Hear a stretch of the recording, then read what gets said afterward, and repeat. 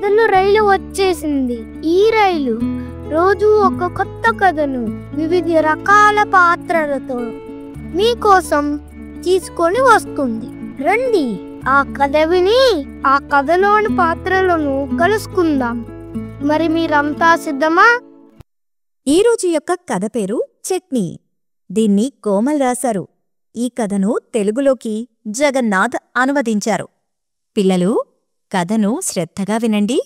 విన్న తర్వాత కథపైన చర్చిద్దాం. కొత్తిమీర మరియు వెల్లుల్లి మొక్కల మధ్య సంభాషణ జరిగింది. మిత్రమా, మనం ఏదో ఒకరోజు పెరిగి పెద్దగా అవుతాం అని కొత్తిమీర చెప్పింది.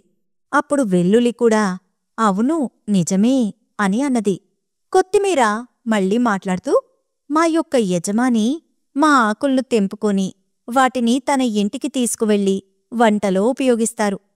అప్పుడు వెల్లుల్లి అవును, నువ్వు చెప్పింది నిజమే అని అన్నది.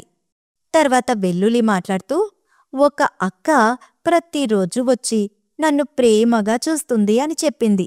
వెంటనే కొత్తిమీర హా అవును, నేను కూడా తనని చూశాను. మరియు నీకు తెలుసా, కొత్తిమీర వెల్లుల్లి యొక్క చట్నీ అక్క చాలా రుచిగా తయారు చేస్తుంది అని అన్నది.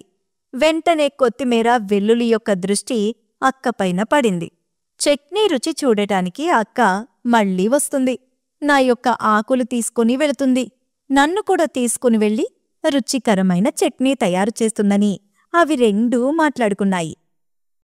ఈ కథ ఎవరెవరి గురించి ఉన్నదో చెప్పండి. కొత్తిమీర మరియు వెల్లుల్లి మధ్య ఏమేమి సంభాషణ జరిగింది? మీ ఇంట్లో ఏ ఏ రకాల చట్నీలు తయారు చేస్తారు? ఇంట్లో పెద్దవారిని అడిగి తెలుసుకోండి. మీకు ఏ ఏ చట్నీలు అంటే ఎక్కువ ఇష్టం? వాటి యొక్క పేర్లు ఒక పట్టికలో రాసి మాకు పంపించండి. రేపు మరొక కొత్త కథతో మళ్ళీ కలుద్దాం.